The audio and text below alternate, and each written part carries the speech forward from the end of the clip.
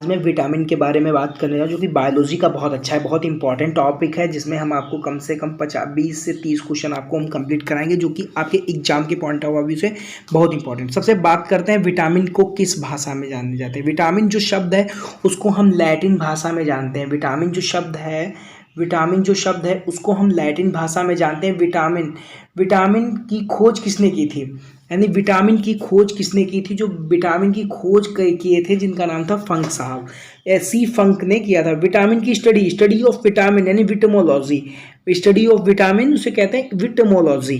तो आपको इतना क्लियर होगा। इसके बाद में हम बात करते हैं विटामिन को किन दो भागों में बांटा गया है। विटामिन को किन दो भागों में यानी दो प्रकारों में वर्गीकृत किया गया है, यानी जो विटामिन है उसको दो प्रकारों में विभाजित किया गया है। वो कौन कौन से प्रकार है? पानी में घुलनशील यानी वाटर सोलेबल विटामिन, यानी पानी में घुलनशील जो है जिन्हें कहते हैं वाटर सोलेबल विटामिन, और इसके बाद में वसा में जो घुलनशील है उनको कहते हैं हम फैट सोलेबल विटामिन।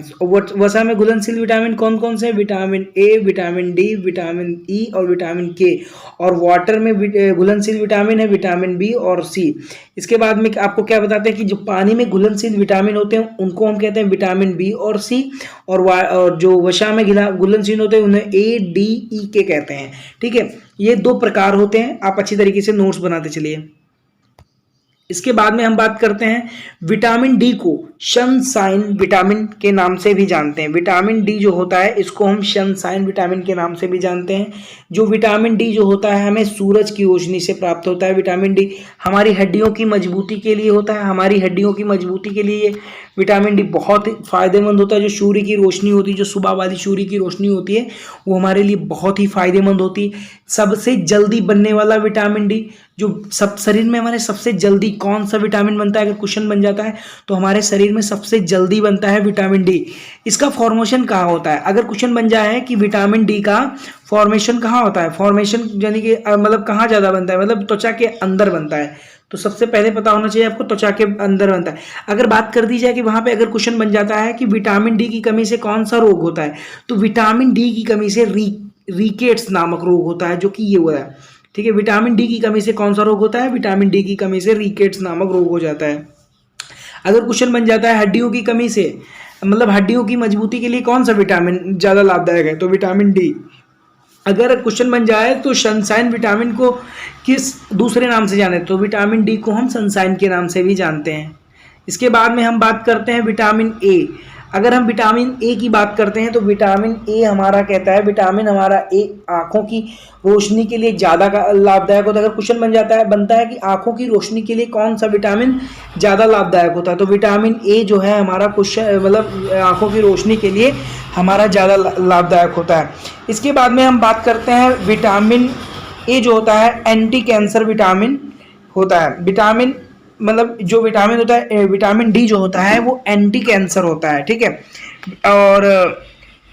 और इसे एंटी इन्फेक्शन भी कहते हैं। ठीक है, विटामिन ए जो है विटामिन ए है जो एंटी कैंसर भी होता है, यानी को कैंसर को भी वो खत्म कर सकता है अगर धीरे धीरे स्टार्टिंग होता है। ठीक है, और विटामिन सी एंटी इन्फेक्शन भी होता है। विटामिन ए को हम एंटी इन्फेक्शन भी कहते हैं। ठीक है, इन्फेक्शन यानी कोई भी अगर दाग टाइप में हो जाता है अगर शरीर में, तो विटामिन ए के सेवन से यानी विटामिन ए का यूज करने से, इस्तेमाल करने से हमारे शरीर में कोई भी इन्फेक्शन नहीं होता है। सोर्स ऑफ विटामिन ए, सबसे पहली तो बात करते हैं सोर्स यानी कहाँ से प्राप्त होता है। सबसे पहली बात तो करते हैं विटामिन ए गाजर और मूली, यानी गाजर और मूली आप ज़्यादा सेवन करें जिससे विटामिन ए की कमी होगी, जिससे आपको कभी कैंसर नहीं हो सकता है।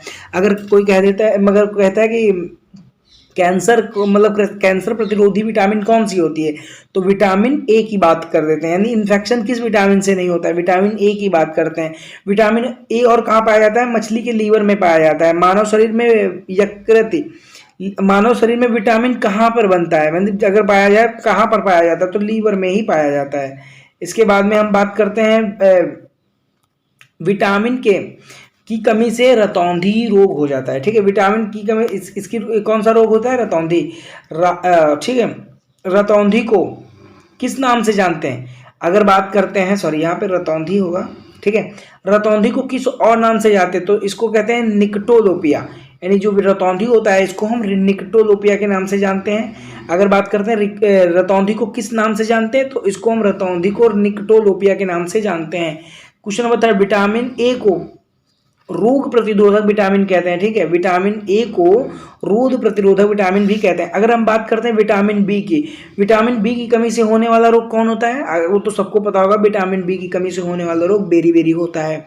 ठीक है, अगर क्वेश्चन बनता है बेरी किस विटामिन की कमी से होता है, देखो 2 टाइप से क्वेश्चन बन सकता है, यानी विटामिन बी की कमी से होने वाला रोग कौन सा होता है, बेरी। अगर बात कर देते कि बेरी किस विटामिन की कमी से होता है, तो विटामिन बी आप टिक करिएगा। विटामिन B12 को में कोबाल्ट पाया जाता है, कोबाल्ट जो होता है विटामिन B12 में पाया जाता है। ठीक है, विटामिन B12 में कोबाल्ट पाया जाता है। ठीक है, इसके बाद में बात करते हैं विटामिन एच में मानसिक प्रकार की मंदबुद्धि होती है। विटामिन इसमें जो है मानसिक प्रकार की मंदबुद्धि और पीलाग्रा रोग हो सकता है विटामिन B12 में।